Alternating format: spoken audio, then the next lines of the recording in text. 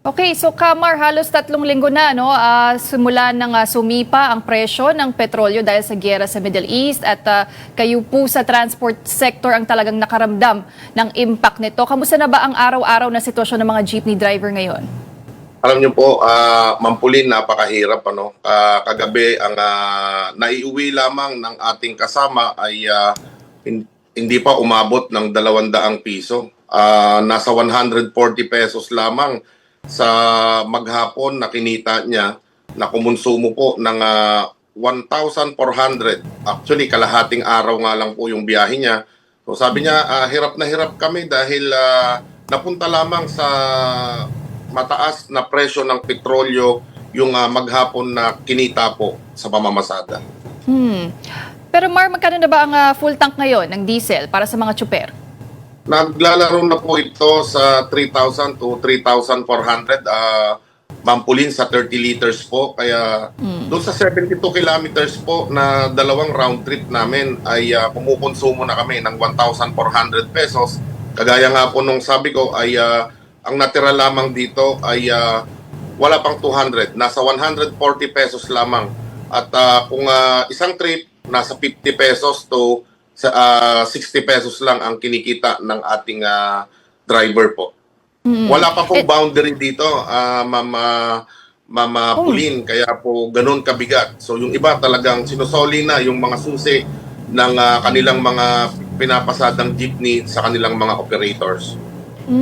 Wala pang boundary doon, Sir Mar. So, ibig sabihin ba niyan hindi rin nag-adjust muna ang mga operator sa boundary nila para naman may kitain pa rin ang mga driver?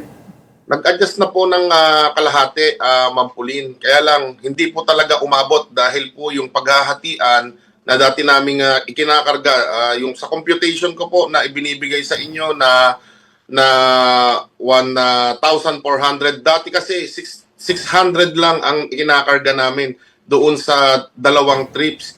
Ngayon po, doon sa 4 na trips, ang kailangan po ay 3,000 na po ang ikarga namin. Na dati po ay naglalaro lamang sa 1,300 to 1,400. So ganun po kalaki yung ang nawawala sa aming kita na paghahatian po dapat ng driver at operator na punta lamang po sa mga gasolinahan.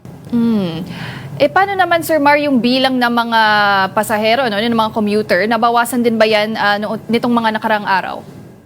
Opo, ang nangyari po ay siguro talagang sobrang pagtitipid din ng ating mga kababayan, mga pasahero ay siguro humanap din ng ibang mode of transportation, katulad po siguro ng nagbibisikleta na lamang po sila or baka may kanya-kanya pong dalang motor na. So nabanggit nyo nga, Mar, na may ilang mga driver na napilitan ng tumigil muna sa pamamasada dahil na rin sa kakaunti na lamang yung naiuuwi nila. Gano'n na ba kalawak yung epekto ng krisis na ito at one point ninyo masasabi na hindi na talaga kaya? Ayon nga po sa pagtaya ng MMDA, Ma'am Pauline, ay halos 30% na sa ngayon ang iniluwag ng trapiko sa Metro Manila. Dahil nga po marami na, hindi lamang po jeepney drivers, mga TNBS drivers, mga UB Express, talaga pong kagabi nagpulong-pulong po kami, talagang hindi na po talaga kinakaya. So bukas magkakaroon kami ng mga emergency meetings pa para pag-usapan yung mga ganitong nangyayari at kung paano masusolusyonan, kung may solusyon pa ba o talagang tigil na ho kami sa biyahe. And alam naman natin, Kamar, na just this week, nasuspinde yung naaprubahang fare hike ng LTFRB na 1 peso sana na dagdag doon sa base fare ng traditional jeepneys. Malaking tulong po ba sana iyon kung natupad itong fare hike? Actually, kahit papano, may dagdag sana na 100 pesos. Siguro, yung kinita namin kagabi na 140 pesos, baka may 240 na kami. Kasi doon sa 7 to 8 trips, doon pa lamang kami makakakuha ng 100 pesos o equivalent doon sa 1 litro. Alam niyo ho, sa ating gobyerno, particular sa ating Pangulo, gusto ko po sabihin, ang umaaray po yung mga driver. Pero ang pinakinggan ninyo, yung mga mananakay. So, ang hirap naman po na kami yung sumalo nung bigat, nung presyo ng taas ng petrolyo na hindi bababa sa 50 pesos. Yung piso, 2 piso, ayaw nyo pang ibigay para nang sa ganun ay makapagpatuloy kaming magserbisyo sa ating mga kababayan. So parang napakaramot naman para sa mga drivers. Pagdating po doon sa solusyon na pwedeng maibigay ng ating pamahalaan, kakarampot lang po ang kinikita. Paano ho yung pamilya din namin na umaasa dito sa pamamasada? So sana mapagbigyan pa ng pagkakataon na maibalik yung taas pasahe ng at least 2 pesos, maximum na siguro 3 pesos. Hindi na ho talaga kakayanin. Talaga hong marami na ho ang gumarahe. At kung ang nakikita lamang ng ating Pangulo ay yung subsidiya at service contracting, hindi po ito sasapat. Kaya po ba ng gobyerno na bigyan tayo ng ang mga driver ng 5,000 kada linggo na ayuda para po masustain yung kanilang kabuhayan? Oo, kasi yun yung naging tugon ni President Marcos, Kamar, ano, na habang isinuspindi itong fare hike, magbibigay naman daw sila ng karagdagang subsidiya para sa mga jeepney drivers. At kasama na nga po kayo, no, I think that's next week, 5,000 pesos. So realistically speaking, Kamar, hindi po ba tatagal ang 5,000 pesos para sa inyo? Ma'am Pauline, ano? Sabi ko nga yung isang full tank 3,000 pesos na.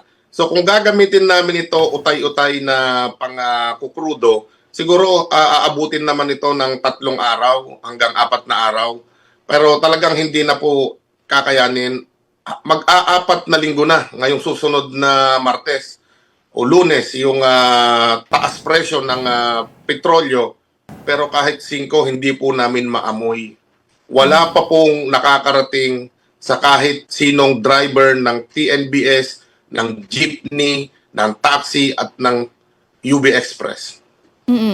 Pero based on your experience, nakakarating ba ang ayuda sa lahat ng mga driver o may ilan din na pag-iiwanan?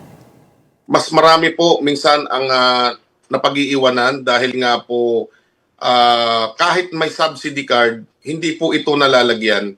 At minsan pa ay may bawas, hindi namin alam kung bakit at saan po napunta ito.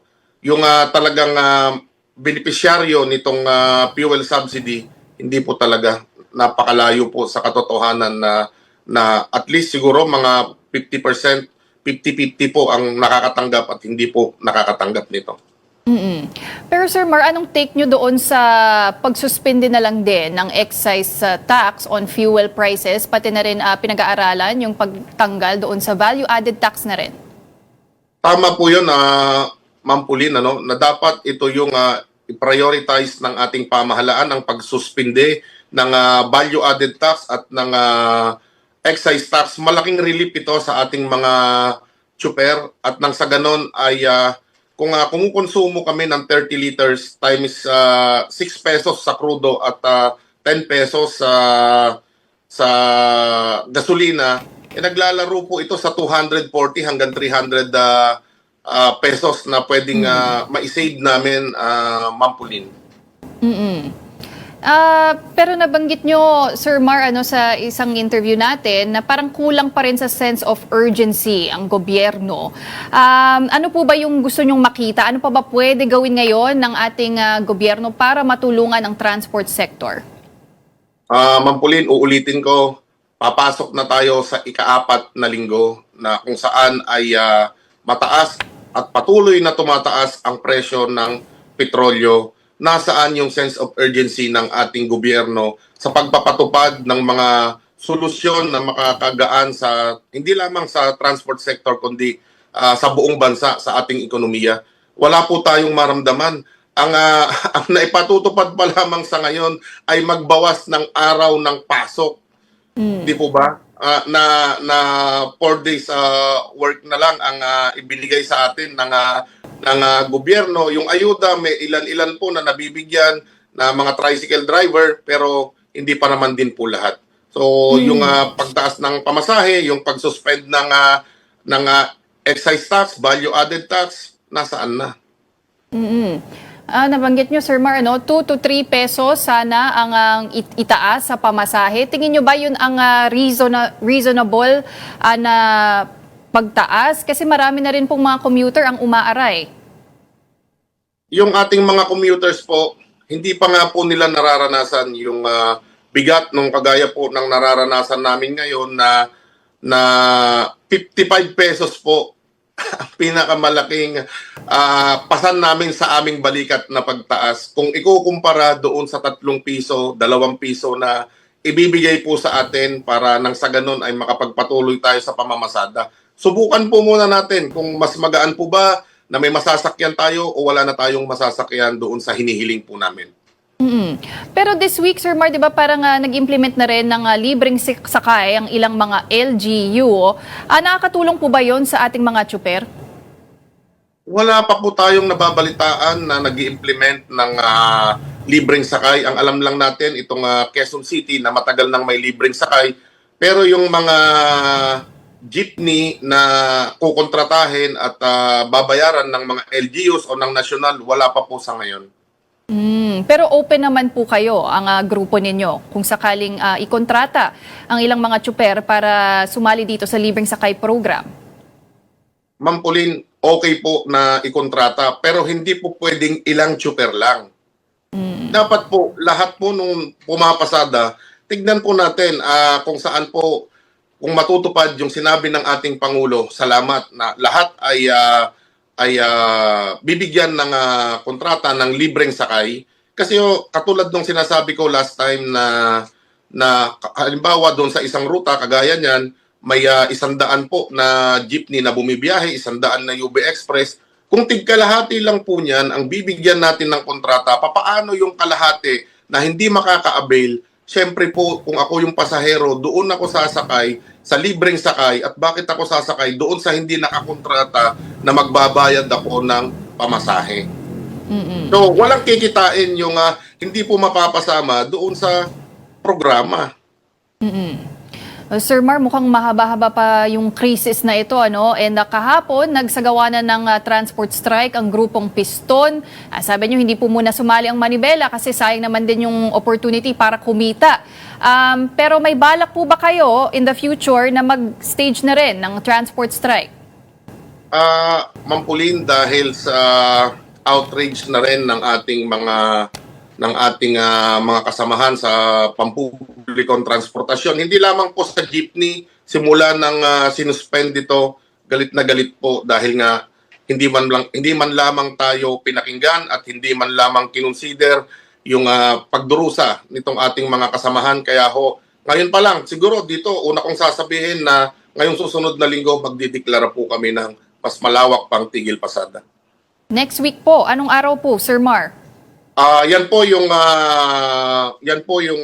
malalaman natin sa Lunes, Ma'am Pauline, itong mga susunod na araw dahil may patawag kami na emergency meeting ngayong hapon.